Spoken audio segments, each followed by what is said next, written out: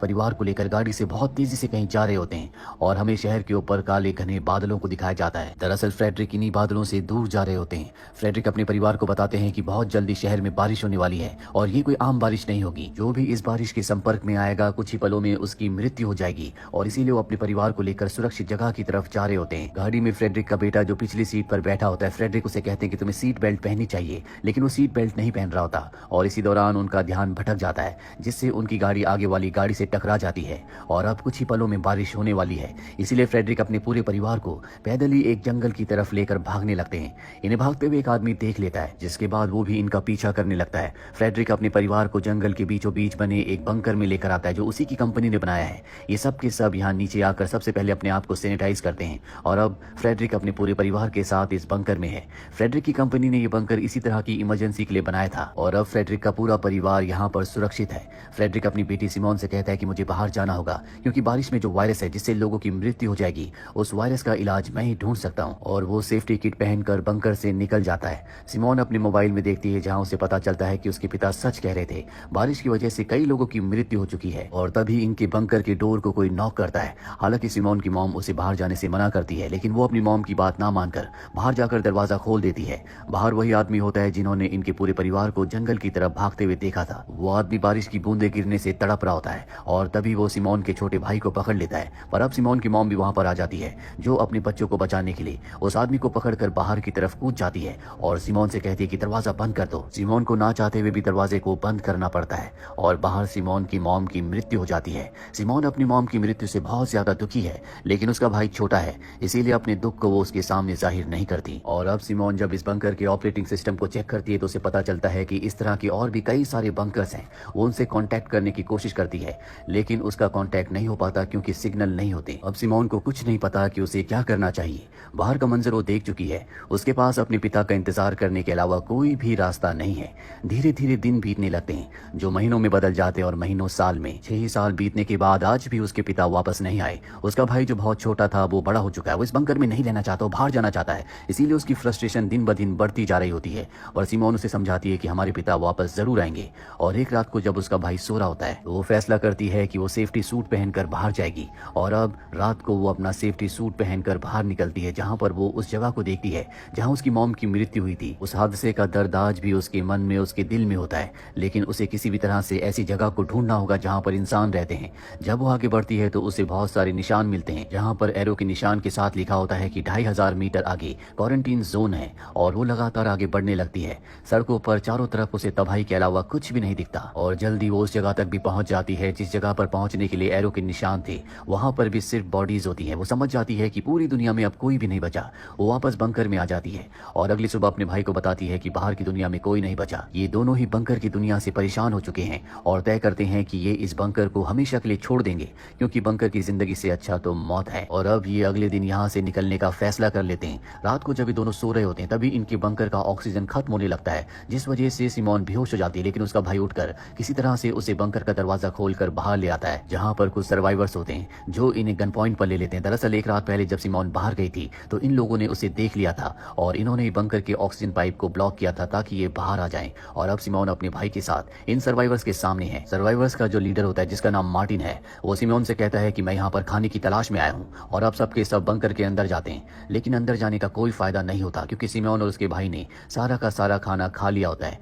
इनके पास अब खाना नहीं बचा क्योंकि पिछले 6 सालों की जितने भी यहाँ पर फूड स्टोरेज थी वो अब खत्म हो चुकी है। इस बात से मार्टिन को गुस्सा आता है और वो तय करता है कि वो इन दोनों को इस बंकर में लॉक करके यहाँ से चला जाएगा, जिसका मतलब ये है कि सिमोन को अपने भाई के साथ हमेशा के लिए इसी बंकर में रहना होगा। पर इससे पहले कि मार्टिन यहाँ से निकलता सिमोन उसे कहती है कि मैं इस तरह के और भी बंकर्स को जानती हूँ जहाँ पर मैं तुम्हें लेकर जा सकती हूँ। ये सुनने के बाद मार्टिन उसे अपने ग्रुप में शामिल कर लेता है और अब सिमोन अपने भाई के साथ मार्टिन के ग्रुप में शामिल हो जाती है और दूसरे बंकर्स की तरफ निकल पड़ती है। सिमोन को पता चलता है कि दुनिया की 90% आबादी अब मारी जा चुकी है और जो 10% लोग बचे हुए हैं वो भूख से स्ट्रगल कर रहे हैं। खाना इस दुनिया में सब कुछ है, खाने के लिए किसी को मार देना बहुत ही नॉर्मल बात है। अब इस दुनिया में कोई भी ऐसी सरकार नहीं है जो किसी को कंट्रोल करती है। और यहाँ मार्टिन के ग्रुप में जितने भी लोग हैं ये किसी तरह से अलग अलग बारिश से बच गए थे। इसके बाद ये मिले और अब एक साथ मिलकर खाना ढूंढते हैं। सिमोन और उसका भाई भी इनके ग्रुप में अब शामिल हो चुके हैं जो कि बंकर को ढूंढने के लिए लगातार आगे बढ़ रहे होते हैं। और तभी इन्हें गाड़ी की आवाज सुनाई देती है। आवाज सुनकर सब के सब छुप जाते हैं और तभी गाड़ी से 2 लोग उतरते हैं जिनके हाथ में गन्स होती है।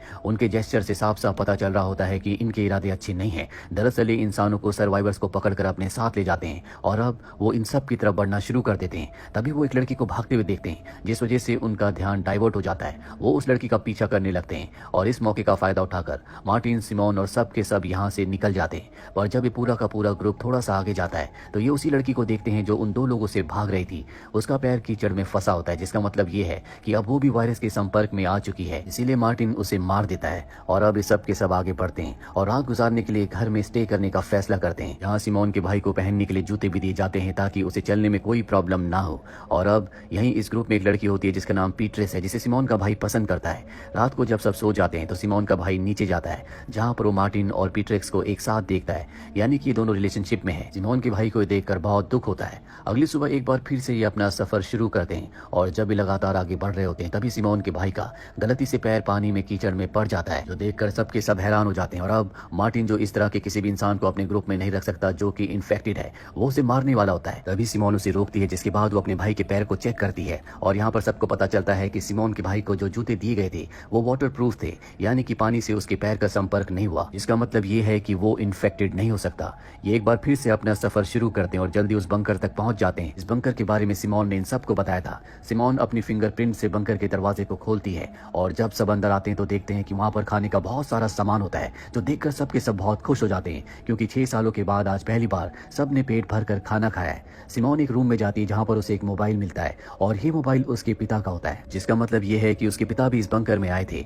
और अब वो अपने पिता के मोबाइल में वीडियोस देखती है, जिसमें एक वीडियो उसके पिता के बॉस का होता है, जिसमें उसके पिता के बॉस ने कहा था कि जल्दी तुम स्वीडन आ जाओ, क्योंकि इस खतरनाक वायरस की वैक्सीन तुम ही बना सकते हो। ये वीडियो देखने के बाद सिमोन को बहुत अच्छा लगता है। उसके दिल में अब उम्मीद है कि उसके पिता जिंदा होंगे, जो कि स्वीडन में है। वो अपने भाई को भी वीडियो दिखाती है और ये दोनों तय करते हैं कि ये स्वीडन जाएंगे। और मार्टिन इनके साथ जाने से मना कर देता है, क्योंकि इस बंकर में खाने पीने की पूरी सप्लाई है, वो यहीं पर रहना चाहता है। इसीलिए सिमोन अपने भाई के साथ यहाँ से स्वीडन के लिए निकल पड़ती है। और जब ये बात पीटर्स को पता चलती है, जिसे सिमोन का भाई पसंद करता है, तो तय करती है कि वो भी सिमोन और उसके भाई के साथ जाएगी। पीटर्स के साथ उसके 2 साथी भी उस तरफ निकल पड़ते हैं। बंकर में सिर्फ मार्टिन और उसका दोस्त रह जाते हैं। पीटर्स अपने साथियों के साथ जल्दी सिमोन और उसके भाई तक पहुंच जाती है। ये सब एक बार फिर से मिलकर खुश होते हैं। कुछ देर के बाद ये सब के सब एक जगह खाना खाने के लिए रुकते हैं और तभी इनके ऊपर बहुत सारे लोग हमला कर देते हैं, जो इनका खाना इनसे छीनना चाहते हैं। ये सब के सब उनसे बचकर भागते हैं और इसी भगदड़ में सिमोन अपने पूरे ग्रुप से अलग हो जाती है। तभी उसे अपने सामने एक बच्चा दिखता है। वो उस बच्चे के पास जाती है। उसे पता चलता है कि ये दवाइयां खाकर, यानी कि एनर्जी की टेबलेट्स खाकर जिंदा रहते हैं। जिसके बाद सिमोन उस बच्चे को खाने के लिए कुछ देती है। तभी उसके पिता आ जाते हैं। उसे लगता है कि सिमोन किडनैपर है। सिमोन उन्हें विश्वास दिलाती है कि वो उसके बच्चे को कोई नुकसान नहीं पहुंचाएगी। बाहर बारिश भी होना शुरू हो गई होती है, इसलिए सिमोन यहाँ पर रुक जाती है। वो उस बच्चे और उसके पिता को बात के खाने के लिए भी कुछ सामान देती है। बारिश बंद होने के बाद जब वो बच्चा अपने पिता के साथ बाहर जाता है तो कुछ लुटेरे उनके ऊपर हमला कर देते हैं। सिमोन चाहकर भी उनकी मदद नहीं कर सकती, क्योंकि अगर वो उन्हें बचाने गई तो वो भी उन लुटेरों का शिकार बन जाएगी। वहीं सिमोन के भाई को दिखाया जाता है, जो पीटरेस के साथ होता है। दोनों के दोनों एक जगह पर आते हैं जहाँ पीटरेस कभी पैदा हुई थी। यहाँ पर उसका घर है। वो अपने घर में जाती है, जहाँ उसे पता चलता है कि आज से 6 साल पहले जब वायरस शुरू हुआ था तभी उसके माता पिता की मृत्यु हो गई थी। वो बहुत ज्यादा इमोशनल हो जाती है। सिमोन का भाई उसे संभालता है। उसका मन डाइवर्ट करने के लिए वो अच्छी अच्छी बातें करता है, जिससे पीटरेस को अच्छा लगता है। और अभी दोनों के दोनों वापस उसी जगह पर जाते हैं जहाँ पर ये सब के सब एक दूसरे से अलग हो गए थे। बाकी लोग भी वहाँ पर पहुंच जाते हैं और अब एक बार फिर से इनका ग्रुप बन चुका है। और इससे पहले कि ये यहाँ से निकलते, एक आदमी जो यहाँ पर सिमोन का पीछा करते हुए पहुंच गया था, वो सिमोन के भाई को पकड़ लेता है। उसके हाथ में चाकू होता है। वो सबसे कहता है कि जल्दी अपने खाने की पूरी सप्लाई मुझे दे दो, वरना मैं इस लड़के को मार दूंगा। और तभी वहाँ पर मार्टिन अपने साथी के साथ पहुंच जाता है, जिसके पास गन है। मार्टिन को गन के साथ देखकर उसे बहुत गुस्सा आता है और गुस्से में उस सिमोन के भाई को जख्मी करके वहाँ से भाग जाता है। सिमोन देखती है कि उसका भाई बहुत बुरी तरह से जख्मी है। वो डर जाती है और तभी उसे याद आता है कि यहाँ से कुछ ही दूरी पर एक और बंकर है और वो अपने भाई को अपने साथियों के साथ लेकर उस बंकर की तरफ निकल पड़ती है। जल्दी ये बंकर तक पहुंच जाते हैं, जिसके अंदर मेडिकल किट होती है और उस मेडिकल किट से ये सिमोन के भाई को ट्रीट करते हैं।